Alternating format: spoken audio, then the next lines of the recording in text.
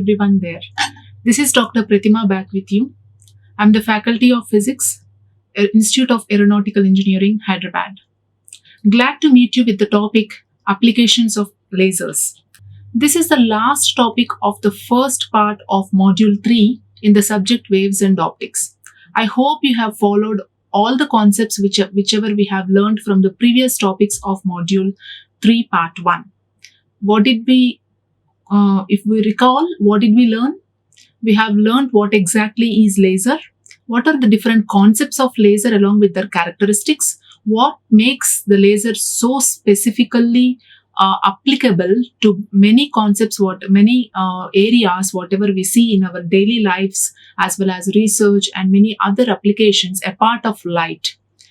And right from the spontaneous emission, stimulated emission, and the absorptions, we have seen the mathematical proof of why stimulated emission has to be enhanced by using a specific experimental arrangement, which can give us a good oscillating amplified stimulated emission of radiation as an output, which we can derive it out and use it for our applications.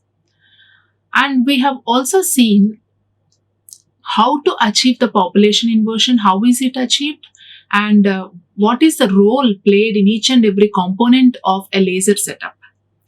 We have also seen the construction and the energy level diagram of the first ever invented laser, which was discovered by Maimon by using solid state active medium, which is ruby, taken in the form of a rod, and he has taken helical flash lamp as a source to amplify and excite the atoms of the active medium.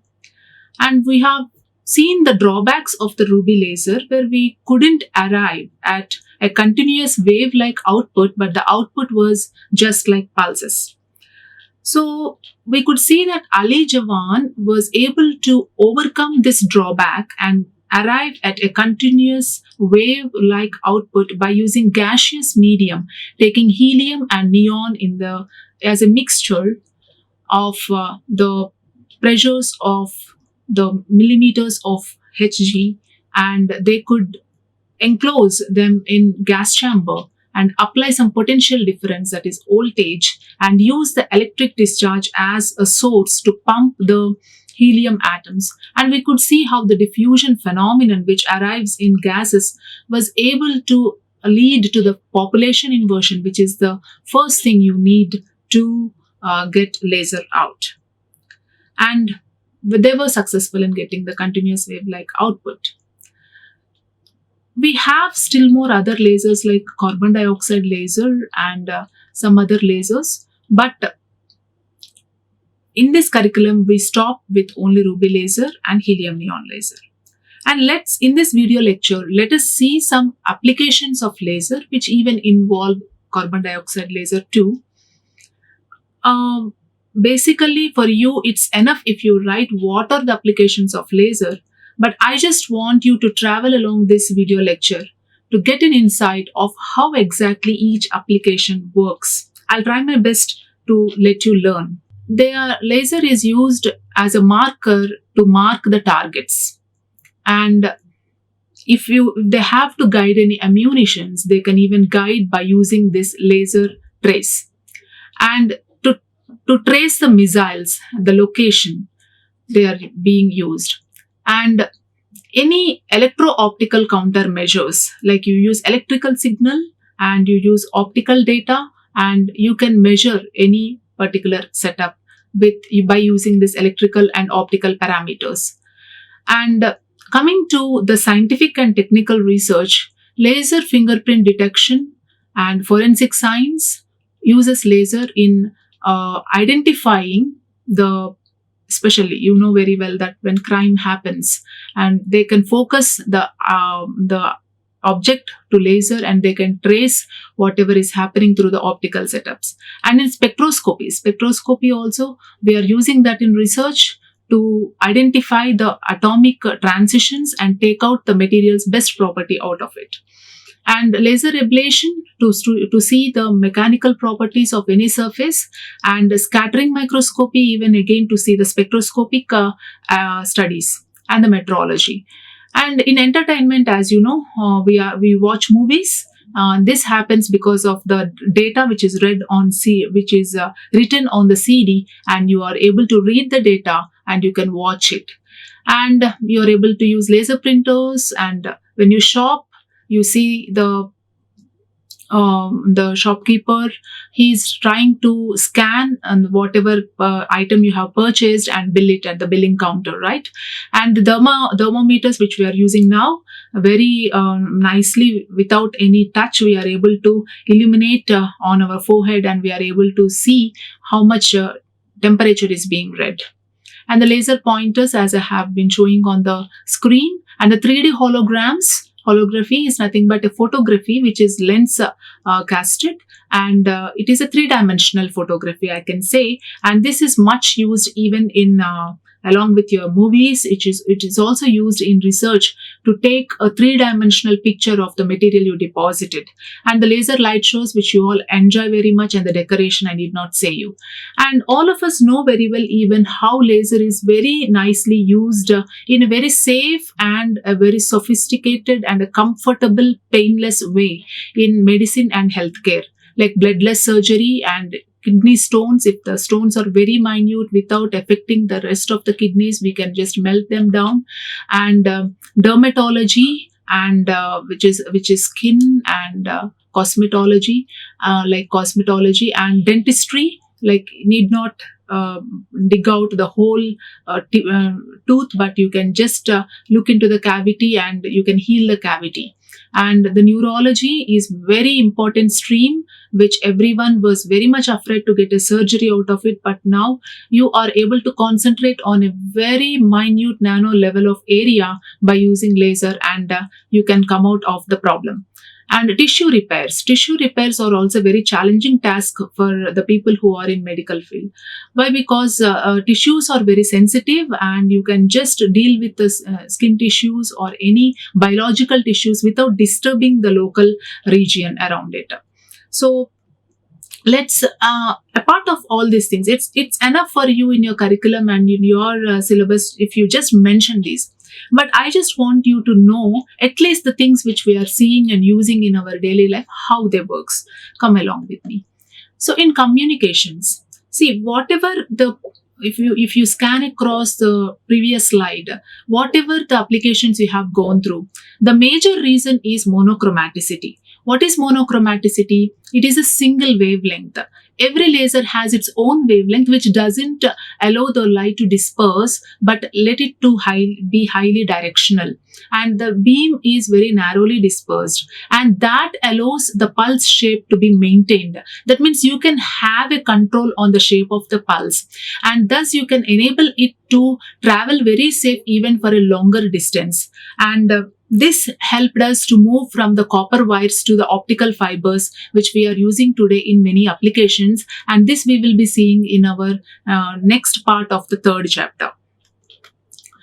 And these lasers transmit and travel very nicely and safely even through dense foliage like water and trees and any other thing. And this helps us to allow for communicating through space even. Like from Earth, we can send signals to the space, and we can watch the submarines, and we can travel through millions of miles tracing out the military systems or the avionics.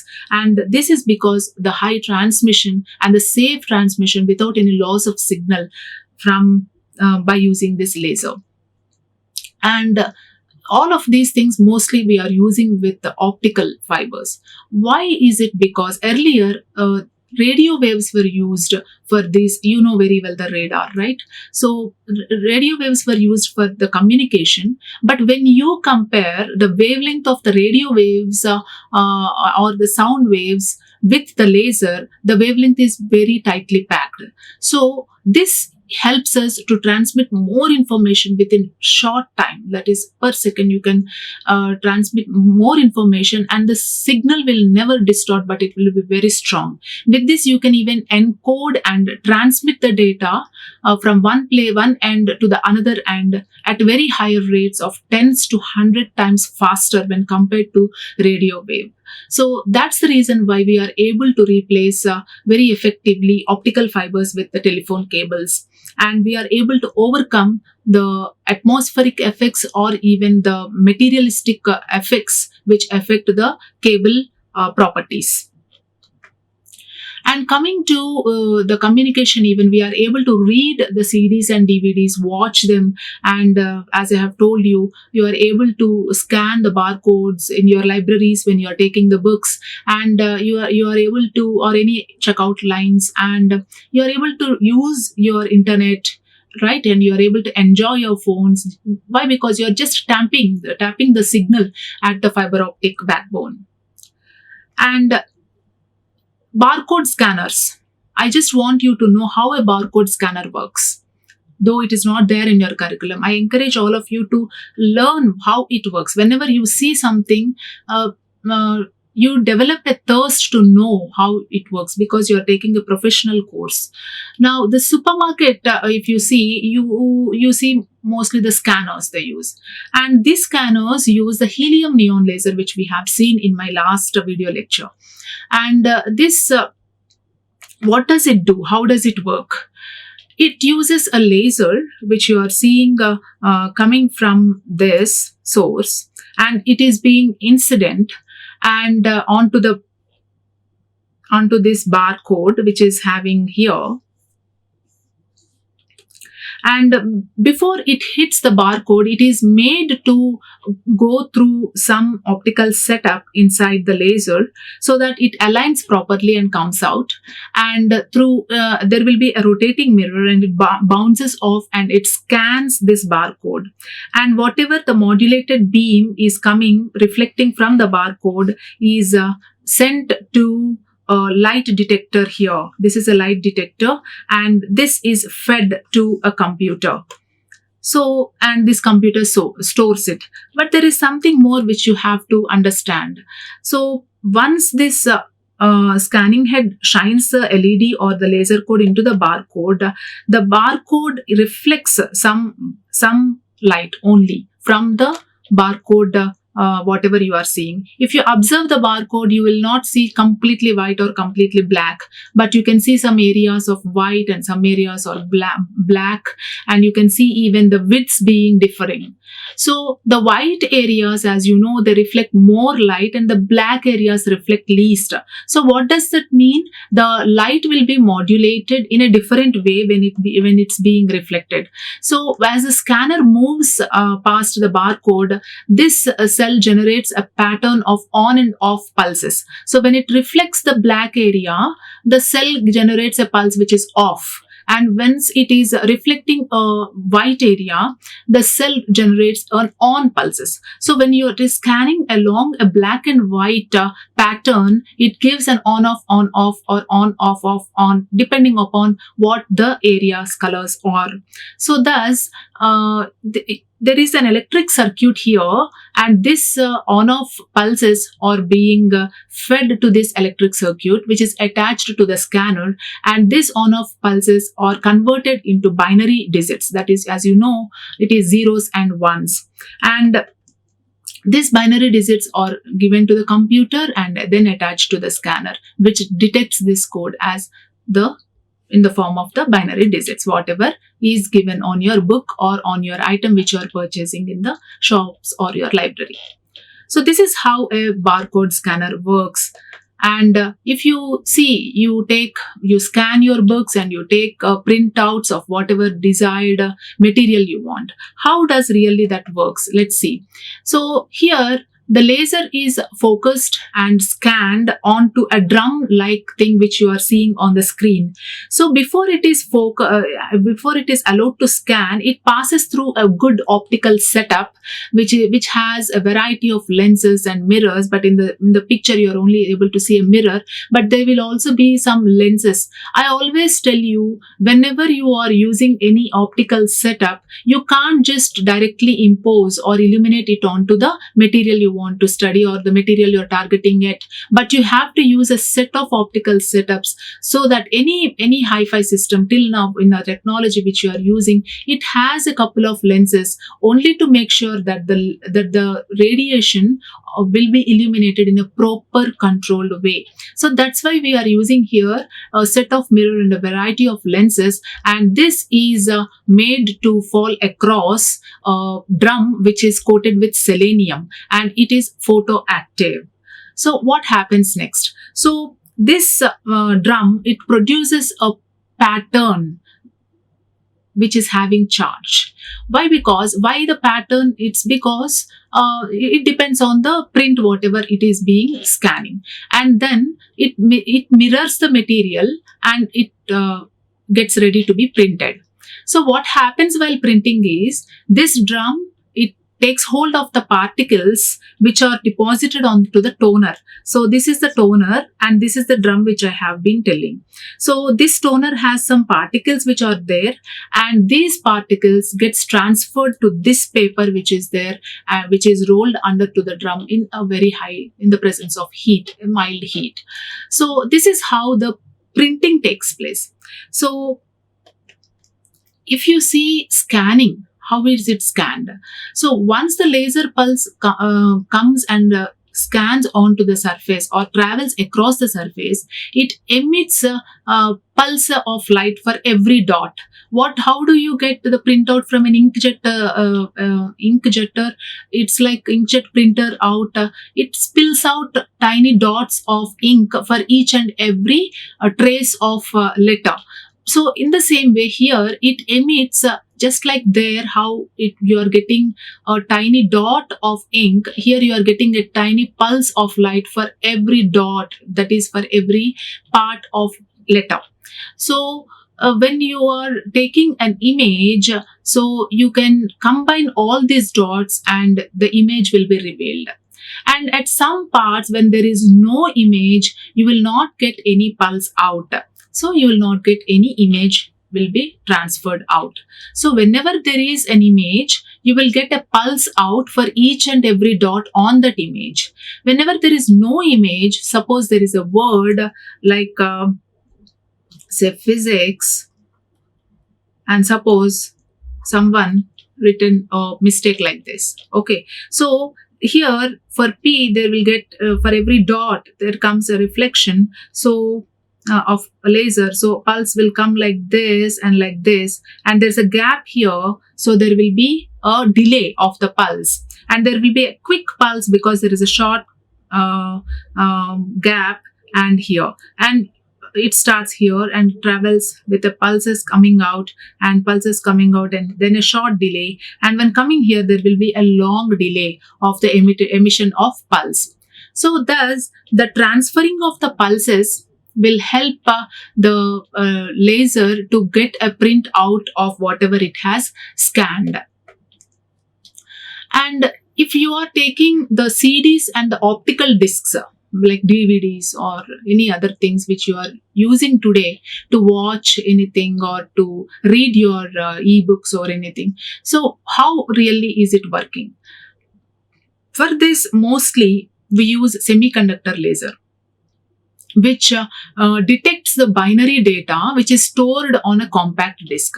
If you see a compact disc and take an optical image of it with a good microscope, this is how it looks like. This is how it looks like for a CD, and this is how it looks like for a DVD. What are you able to observe through the optical microscope? You are able to see something like a digging hole, which is known as a pit, and something like a very plain surface in the middle, which you call it as a land. So now these pits and lands are nothing like what you are seeing, like physical structures. More than that, what you have to understand is they are binary information of data which are stored on the disk. So you are optically picturizing the binary information. So if it is the land which is a plane which reflects when laser is imposed or illuminated onto it, and this reflected laser is transmitted into a sensor, and this registers as 1. But when laser is falling on the pit and it is reflected back, it gets shattered and it doesn't read 1 but it reads 0. So these lands and pits help us to gather the binary information onto the um, onto our system by using laser. So let us know how really a CD player works. In the system, for any CD player, you see a miniature laser beam, especially a semiconductor diode laser, and you also see a photocell. Photocell is nothing but it acts as a detector. So once you on the CD player, what happens is this CD will start playing. Okay, and because it is assisted by an electric motor, and it runs so speed at around of 500 rounds per minute. And once this laser beam is switched on, it scans along the track of this particular CD right from the outside to inside. From the center, it scans to the outside, I should say, perfectly, if you see. And what does it do is it derives a small, I can say, like a signal which is coming out. And this laser, once it flashes on, and you should place the CD such that the shiny part is beneath, and this laser is being shining on the shiny path.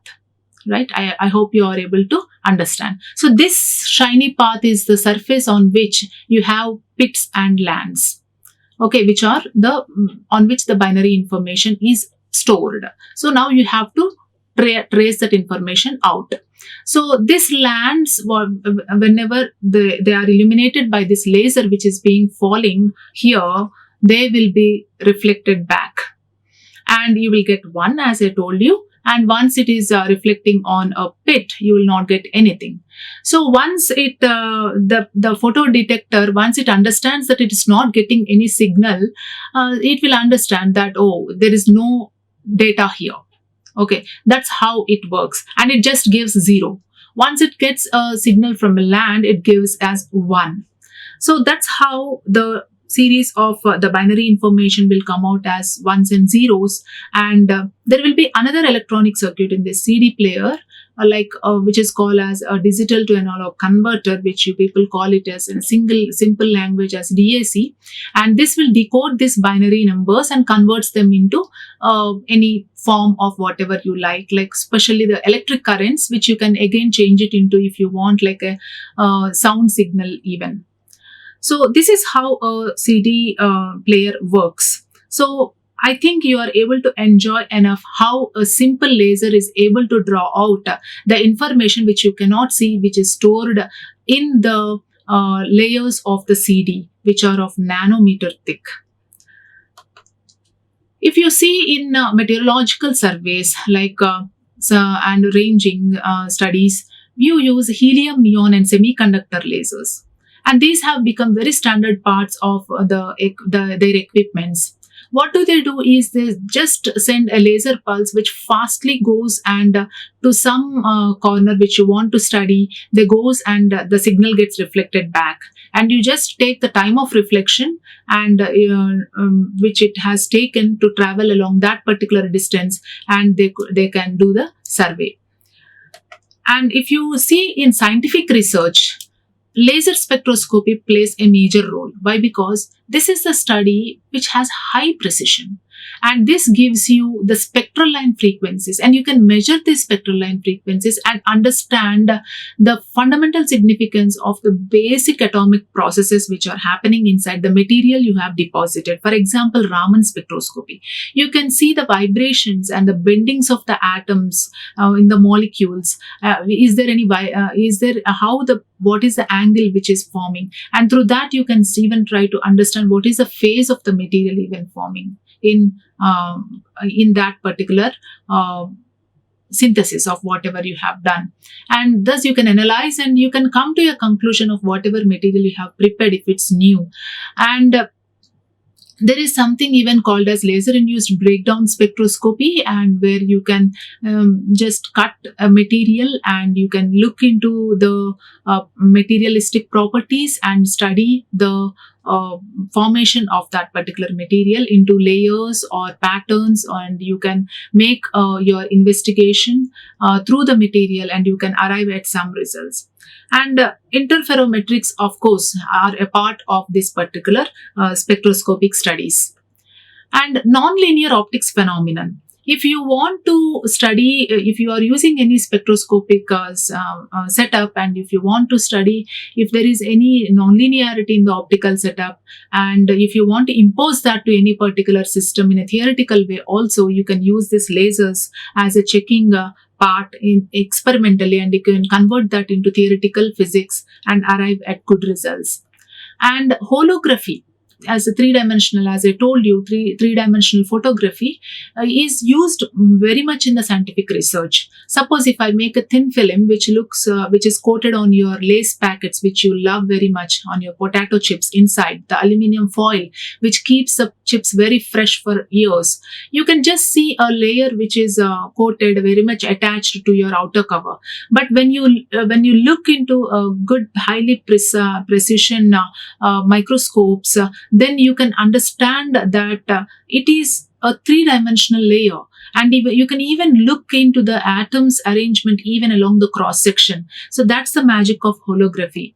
And lidar is a technology which has replaced the radio waves, and you are able to study the substances which are there on the earth, and what are the impacts of different materials and different parameters around the environment which are being affecting these substances, which is known as geology, and the earthquake science, which is known as seismology. And you can even see the remote sensing without even approaching that particular object, and you know very well about the atmospheric physics also. And spacecrafts, as I told you, this Cassini-Huygens mission is known as, in short term, as Cassini. It's a mission which is planned with NASA collaborating with European Space Agency and Italian Space Agency, where they have sent a probe into the planet Saturn to see and to investigate and to study the rings and the satellites of Saturn. Saturn is nothing but the planet. Okay, so in astronomy also, these lasers are used to create artificial stars, which are used as a laser guide. And you can use these objects if you have to make any particular telescope studies, or if you want to prepare any telescope, then you can use this, adapt this particular way of creating an artificial laser guide star. And coming to thermonuclear fusion. We know that fusion is one of the processes of nuclear physics where there is an expelling of the energy. But if you look into the way UK Atomic Energy Authority have defined it, it is a process that takes place in the heart of stars and provides the power that drives the universe. So that's a beautiful definition which they have given in the CCFE. So I felt like sharing with you.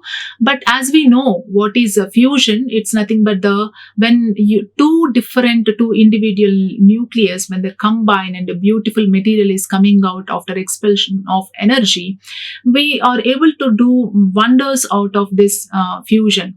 But one thing what is required is to produce this energy from fusion on Earth. Of course, it happens in the space, but if you have to do it on Earth, what do normally people do is they combine hydrogen gases like deuterium and tritium, and they heat it to very high temperatures of around 100 million degrees Celsius. And what happens is this gas turns into a plasma, and a nucleus will combine with this plasma and form a helium nucleus and a neutron, and a very tiny fraction of the mass converts into fusion energy.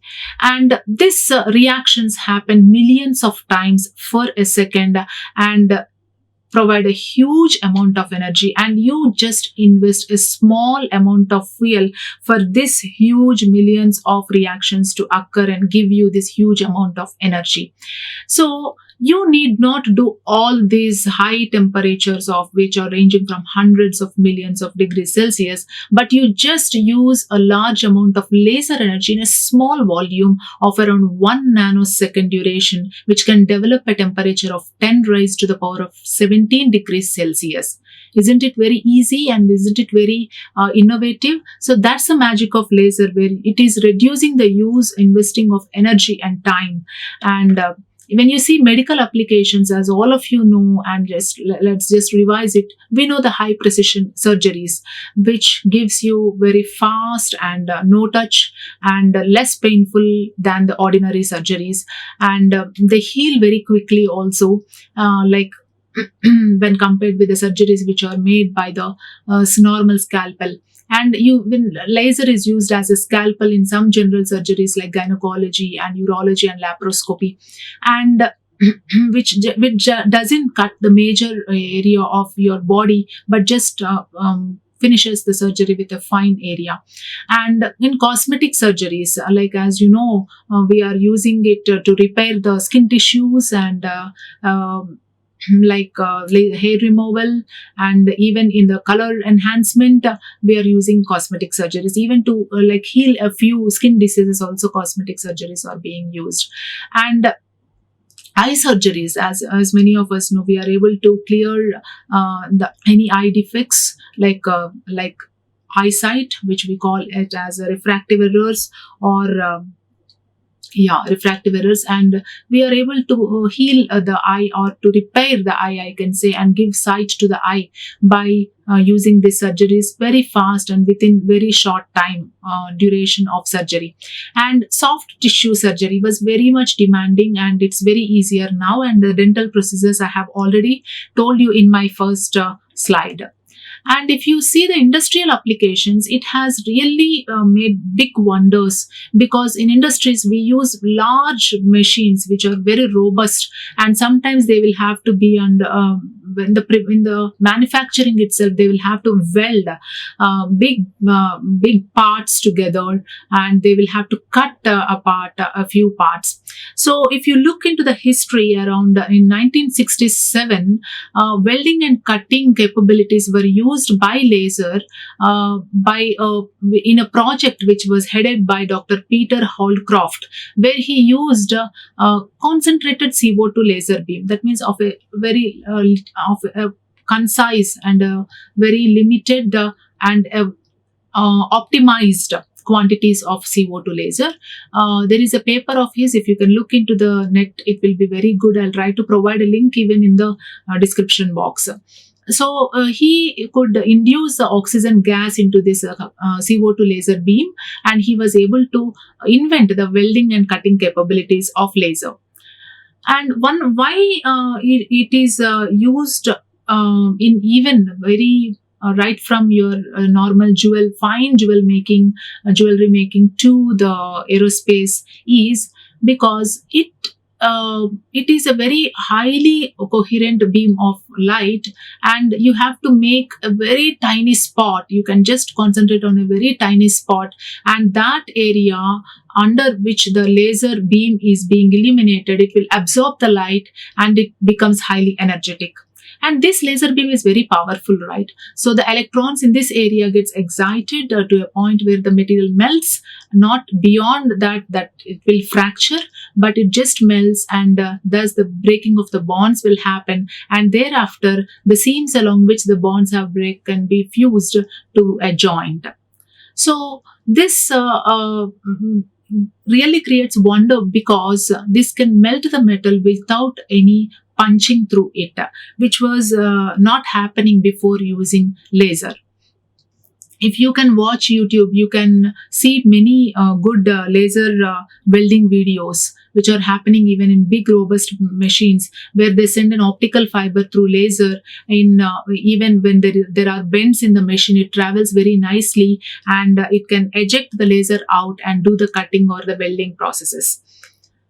And the when you compare the laser welding to a normal welding techniques, these are the advantages. It can be automated, like where it has to turn a left, where it has to turn a right. Suppose if there is a very big oil pipe which is having lot of bendings like a C shape and a U shape and then a V shape, then you have to program the fiber to go through, and where it has to take a left turn, where it has to take a right turn, at what degree it has to take. And this can be automated by CAD/CAM setup, which you people will be learning in your future programs. So now, and you don't use any electrode here, like how you use in your in your earlier welding setups, and you don't use any toolwares, and this is very high specific in targeting. That's what I have told you.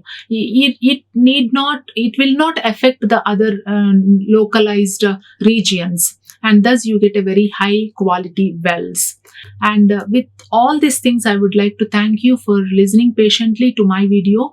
And in my next video, if you can come with all the concepts ready, we will try to solve some problems where you will apply the formulae which you have learned in your first unit on to the concepts which we have learned in the third unit, and we'll try to solve a few problems. See you then, and all the best. Bye. Like, share and subscribe. Hit the bell icon for more updates.